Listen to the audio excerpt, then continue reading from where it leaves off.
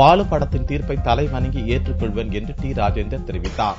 வாலு திரைப்படத்தை வெளியிட தடை கேட்டு மேஜிக் ரோஸ் என்ற நிறுவனம் சென்னை உயர்நீதிமன்றத்தில் வழக்கு தொடர்ந்துள்ளது. இந்நிலையில் வியாழனன்று தீநகரில் உள்ள அலுவலகத்தில் லட்சிய திமுக தலைவரும் வாலு படத்தின் கதாநாயகன் சிம்புவின் தந்தையுமான டி ராஜேந்தர் செய்தியாளர்களை சந்தித்தார். ஜூலை 17ஆம் தேதி ரிலீஸ் செய்ய திட்டமிட்டு ஜூன் மாதம் முதல் சிம்பு சினியார்ட்ஸ் பெயரில் வாலு திரைப்படம் வெளியிடுவதற்கான விளம்பரம் செய்து வந்ததாகவும் கூறிய ராஜேந்தர், இந்த வழக்கின் படத்தை வெளியிட தடை விதிக்கப்பட்டுள்ளதாக நீதிமன்றம் கூறவில்லை என்றார். சிம்பு திரைப்படம் வெளியிடப்படுவதை தடுக்க திரைப்படத்துறையில் சிலர் சதி செய்வதாக டி ராஜேந்தர் கூறினார். விளம்பரம் போடப்பட்ட நாளிலிருந்து நேற்றைய தினம் வரை அவர்கள் என்ன செய்து கொண்டிருந்தார்கள்? அவருக்குத்தான் உரிமை இருக்கிறது என்று சொன்னால் அவர் ஏன் இத்தனை நாள் பொறுத்திருந்து விட்டு இப்பொழுது வடக்கு மன்றத்துக்கு சென்றிருக்கிறார் என்பதை பார்க்கும் போது இந்த திரைப்படம் இந்த குறிப்பிட்ட தேதியிலே சிம்பு சினியார்ட்ஸ் மூலமாக வெளியிட இருப்பதை தடுத்துவிட வேண்டும் என்ற எண்ணத்திலே சென்றிருக்கிறாரா என்பது மட்டும் பார்வையாளர்களாக உங்களுக்கும் தெரியும், பத்திரிகையாளர்களாக உங்களுக்கும் தெரியும்.